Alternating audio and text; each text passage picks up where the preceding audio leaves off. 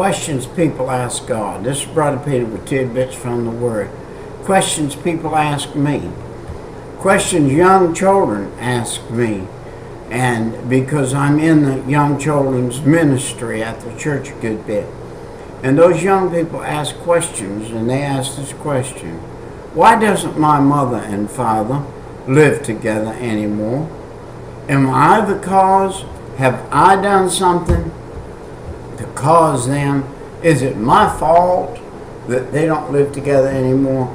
You know, parents, selfish parents who have divorced, or a man who is sorry and has put his wife away, or a woman who's sorry and has put her husband away, and all they've thought about is themselves, and they haven't thought about each other collectively. And a marriage is a learning process. And what the big problem is it all started back. For instance, when I was a very young man, I read a book by Billy Graham called Petting. The word petting, that means touching each other. Touching each other. I've known colleges that go all the way through high school. They have a Christian school, a grammar school, a high school, and a college, where no man, no woman are allowed to touch each other, not even allowed to hold hands on the campus. No physical touching. Physical touching sets a man off before his time.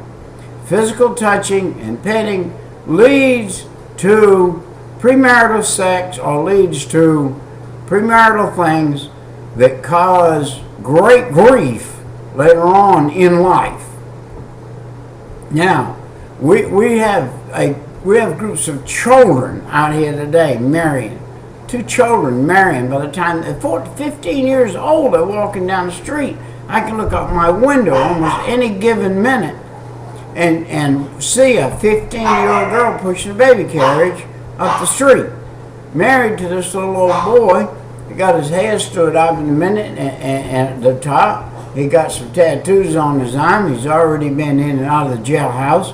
And he doesn't work now. He's supported by welfare, and they have a child.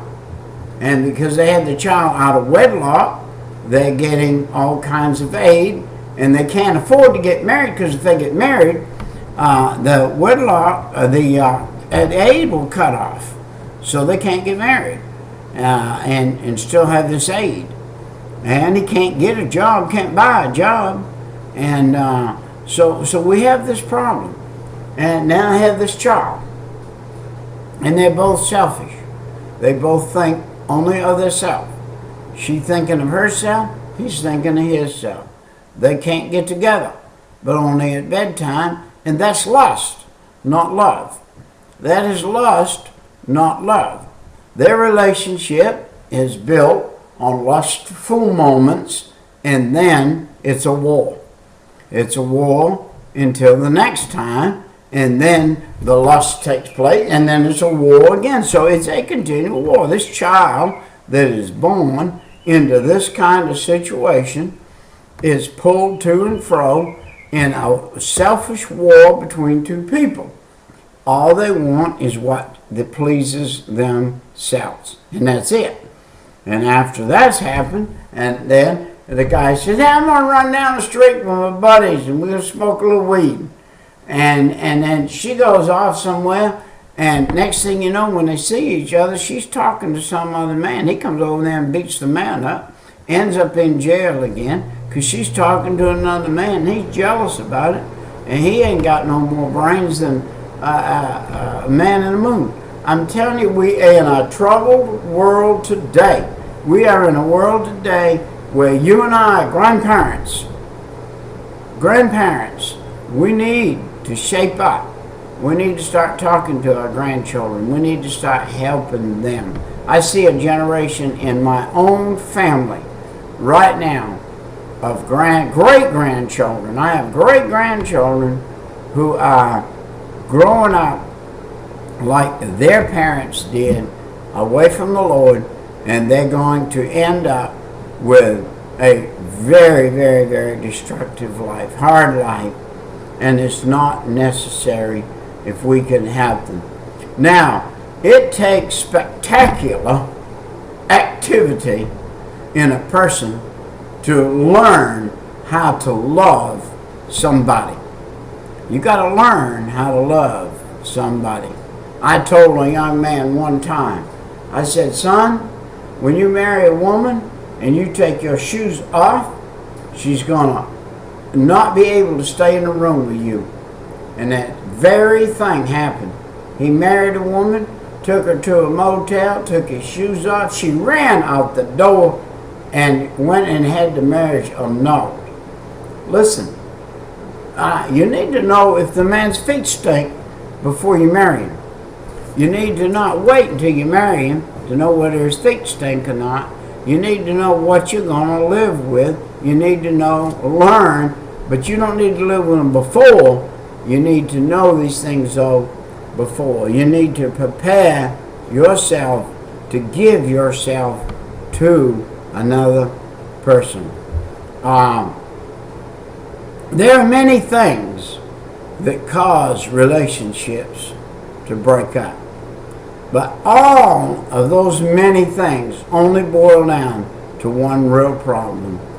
And that is we are a selfish, very selfish bunch of human beings. We want everything our way for ourselves. I try to tell you young folks these things. I try to tell you boys some things. If you're a boy and you're thinking about a girl or about marriage, about something, listen. You marry that little old girl, she's lived in protective custody of her parents all her life. She may have a white full-poster bed with a canopy on it and in a pink bedroom with pink quilts.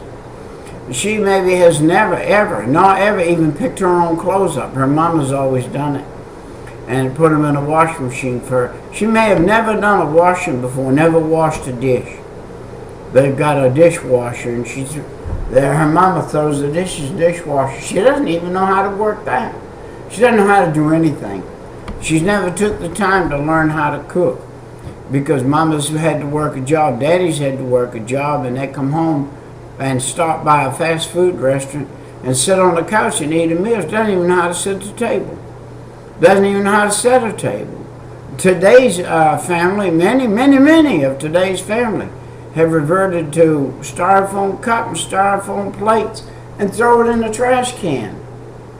And at the end of the week, their trash cans are puffed up full of bags of trash with it, so they don't have to do dishes or don't have to do anything with any other effort. And so we're eating improperly. We're not learning how to eat at a table. We're not learning how to live with each other. We're not learning our idiosyncrasies together, and wonder why the marriage is falling apart. Wonder why everything is falling apart. It's falling apart because we're not taking note. We need to shape up, folks, especially those of us that are Christian.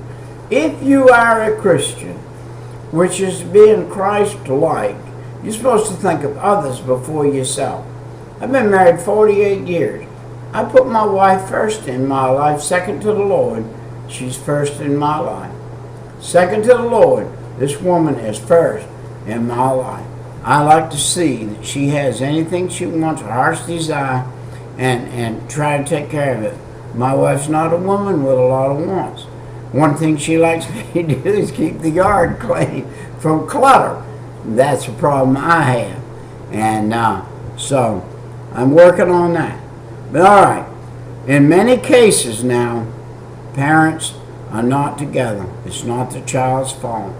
But I teach this to my 13-year-old boys. Find you a closet you can pray in. Find you some Bible verses you can rely on.